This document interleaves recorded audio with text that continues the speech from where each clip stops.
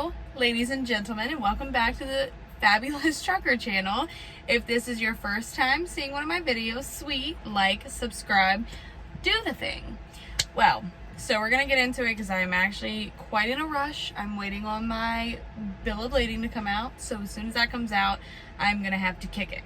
First of all, look at my new cup. Isn't it amazing? It's Bubba. Haven't taken my stickers off, but it is quite greasy. So anyway, we're going to jump into it. Today's video, this week, whatever you want to call it, is going to be basically about the misconceptions of the trucking industry.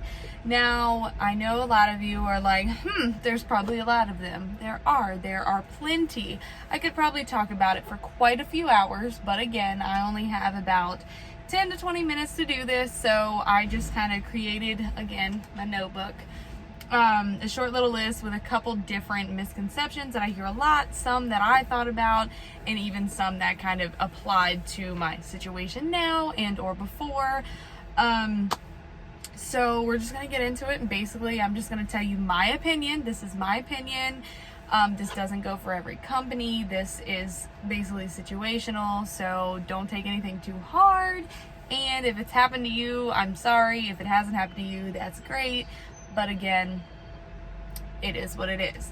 So the first one, and the one that I hear absolutely the most, is the amount of pay that you will receive once you're in the industry. I have a lot of people telling me, well, I got my CDL just for the money. Well, I'm sorry to tell you, but you're not going to see a whole lot of money until you complete your first year, and you really won't see money until you get those 2 years down. It is not accurate. The money that, the numbers people throw at you, they're basically pretty much probably telling you your paycheck or their paycheck that they're getting now. So I know, like, I was told, oh, you'll be making, $1,000 to $1,500 per week. That's great. Some companies, I'm sure they do pay their students this, but for the general mass, and especially for your mega carriers, that is not correct. It's really not accurate for students, and honestly, it's really not accurate for people just entering. You could have your CDL for 3 years. That is my situation, and you can still be, considered a student. You still won't be making as much as you are so-called told.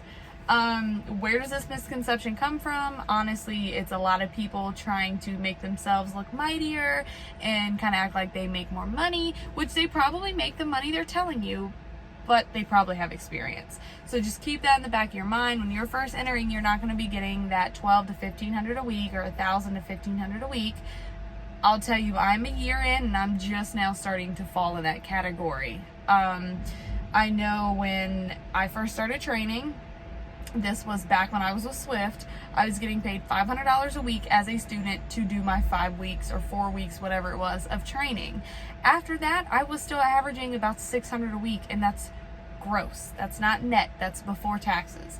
So you are not going to get that $1,000 to $1,500 a week right off the bat. So if that's why you're getting in the trucking industry, make sure you realize you're going to have to put time in for that money.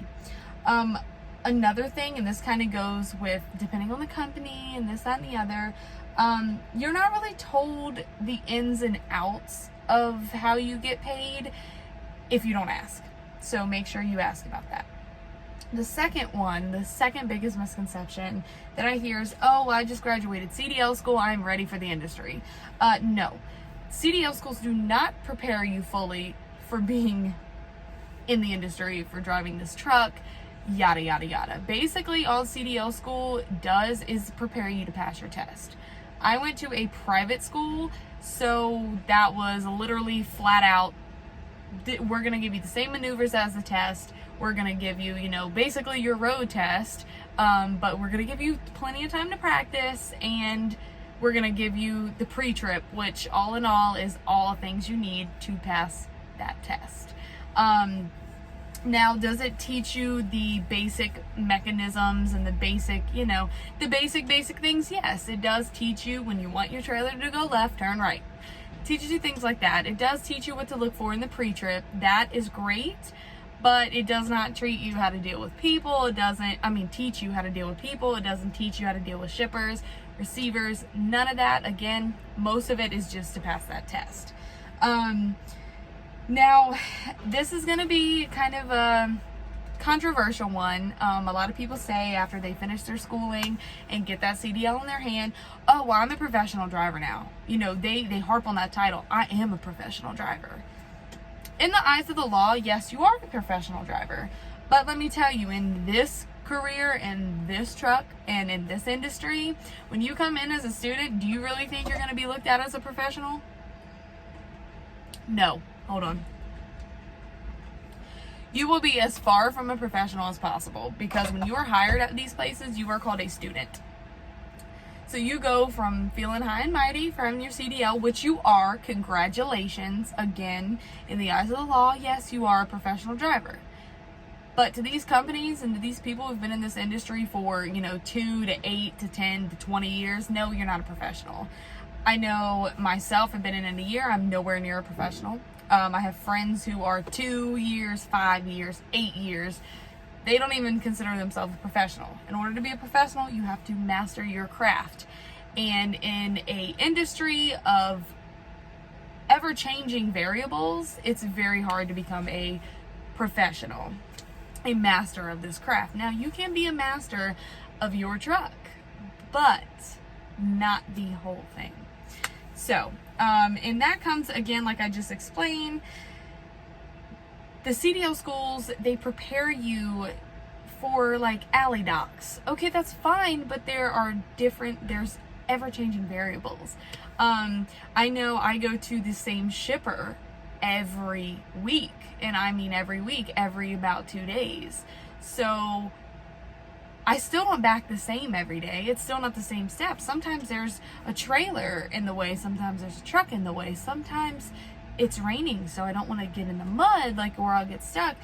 Everything's changing. So it's impossible for these CDL schools to prepare you for all of that. So, the misconception behind I'm ready because I went to CDL school or even, went through my training, it's not. You're not ever fully prepared until you go through that situation or situations and you come out of it unscathed. Simple as that. Another one that I hear a lot, and especially in this pandemic, is what I hear is, at least you don't deal with the public. At least you don't deal with people. Now, let me tell y'all. Here's one thing that I've realized. I used to think the same thing. Oh, truck drivers, they never have to deal with people, blah, blah, blah, blah, blah. First of all, shippers and receivers. That is a big portion of the people we deal with. Now, let me tell you, sometimes that's enough. Now, this is not all shippers and receivers. Sometimes they are very rude. Sometimes they are just too much. Sometimes they want to talk too much. And then I get reminded, oh my gosh, like, I don't like talking to people. But we deal with shippers and receivers, and we deal with motorists all day. All day. We have thousands of people whizzing by us at 70, 80 miles an hour. Do you really think that's not dealing with people? Because we deal with them dangerously. We deal with them when they're late to work and rushing. We deal with them when they're distracted and on their phones. We deal with them when they're sad and crying because their boyfriend broke up with them. Like, all of this. We deal with them drunk. I mean, it's so much. And the little bit of contact, of face-to-face contact we have may be very short, but we still deal with a lot of people. And on the whole public standpoint, we still have to go in places to use the restrooms. We still get food sometimes. We still go into truck stops. We deal with people. And I'm pretty sure everyone listening to this can at least agree to that one. Another one is, oh, your job's easy. All you do is hold the steering wheel all day. You're kind of right. You're not wrong. But what you are wrong is it's not always easy. I'm not going to sit here and say this is the hardest job in the world, but come with me when it's pouring down rain and I have to try to get my tandems unlocked and slide them, but I'm in mud, so everything's just sliding anyway and I can't get my tandems unlocked. Or come with me when it's super cold and my brake lines are froze on the trailer and I literally have to get somewhere and there's ice on the ground, all this and all that. So yeah, it's not I'm not going to sit here and say it's the hardest job in the world, but it's also not easy. And we don't only hold steering wheels all day. We do drop trailers. We do pick up trailers. We unload and load our trailers. Sometimes, a lot of us do, especially, your daily people. Again, it's not the same thing every day. And the other thing is lots of problem solving. Hold on, water break. You have to be the type of person who can handle on the fly problem solving. There's situations where I've been in where I have to make split decisions in seconds, and if I don't, someone could get killed, someone could get hurt, equipment can be damaged. So it's a lot to it that a lot of people don't think about. So hey, another one, and this is especially for it's a weird type of thing, because I was told this, but by non-truck drivers, which is totally weird. But basically, beware of DOT. I understand where that misconception comes from, because the DOT officers, yes, they do write tickets, but take care of your equipment. Don't run illegally, don't cause any issues, and you're not gonna get a ticket. So don't speed, don't be crazy, don't be pushing people off the road, etc. You understand, they're not bad people, they're doing a job, they have to do it. Don't be overweight. That's another big one. Number 6, companies or recruiters always tell you the truth. No. Okay, so I'm not saying all these companies and or recruiters are liars. I'm not saying that. But what I am saying is they have a business to help run. They need drivers. They may have to tell fibs or exaggerate to get said drivers. Business-wise, I get it. 110% understand. But what I will also tell you is, again, some fibs, some exaggerations, whatever you may want to call them, are told. Now, can't blame them, because it is business, and business is business. But what I mean by this, some of the examples, your home time, exactly what and how you'll be getting paid, some of the equipment, maybe, the shape of the equipment, or even what type of equipment, stuff like that. And it comes back to the business standpoint, so I do understand. But a lot of it also comes back to a lot of the recruiters never drove. So yes, they can tell you you're going to get paid 40 cents per mile. They're not going to tell you that 40 cents per mile is only if you drive above 500 miles in a load. So in one. So again, there are lots of variables. So just take that into consideration, really question them. And mainly what I wanted to speak on this about was because, hold on, I have to go up. It's really loud. Is just basically saying, look, I'm not saying they're lying to you, but definitely question them and make sure you have the full information on everything. Another one is not showering, and everyone's gross. So this was what I've always been told as a kid. Oh, their truck drivers are nasty, they're gross. Oh, wow, look at me now, I'm a truck driver. We have showers. Not everyone is gross. I did shower yesterday. I did brush my teeth this morning. I do wash my face on a daily basis. Now, I'm not gonna lie, sometimes I may look disgusting. Like right now, I'm sweaty, because apparently, it's 75 and I'm still in a sweatshirt. But hey, we're not all gross. We do shower. There you have it. With that is kind of, we always eat fast food and we never exercise. So generally you are correct on a lot of truck drivers. A lot, not all. But I am noticing with this new generation of truck drivers coming in, that is changing. Personally, myself, I cook at home and I pack stuff away in my cooler, and I have a little lunchbox heater, and I just put it all in a little aluminum pan, and I heat it up and then I eat it. Now, am I eating very simple things? Yes, rice and beans. But I will also have ribs. I will also have steak. So it's ways to do it. You can also, for you those of you who are straight OTR, I know I'm regional and I get home every week, so that can be difficult for OTR people, but it's not impossible. You can buy little skillets, you can buy those warmers, you can buy one of those little like butane stove things where it's literal stove eyes. You can do all of that and you can cook it in the truck.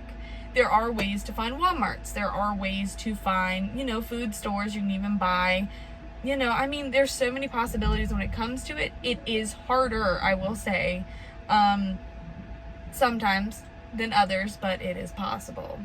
So all of these things, and I know I only really listed 8, but I've been sitting here and running my mouth for 15 minutes and 30 seconds.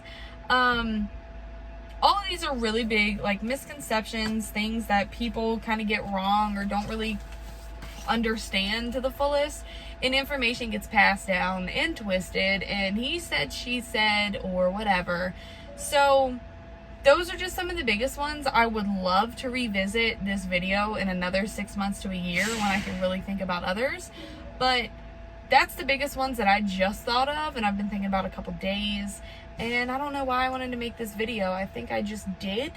So yeah, if you guys have any more to add to that, feel free to comment below, like this video, and that's all I really have to say today. Thank you guys. If you guys have made it through this long 17 minutes, thank you so much. You guys are amazing. Every single one of my subscribers, you guys are the best. If there's anything you want me to make a video on, anything you want to see, please let me know. Just know that the equipment is in the works. So I am a couple $100s short from getting my big camera set up, but I am able to, sorry, someone's docking beside me. I am able to purchase some of the other things, like a new mic, this and the other. So whoever has donated money to the channel, thank you so much, and I'm about to start using it, and it's so awesome, and I'll let you guys know what I have. And again, thank you all, and I guess I will catch you later, and look out for those lives. Make sure you hit the bell. See y'all later.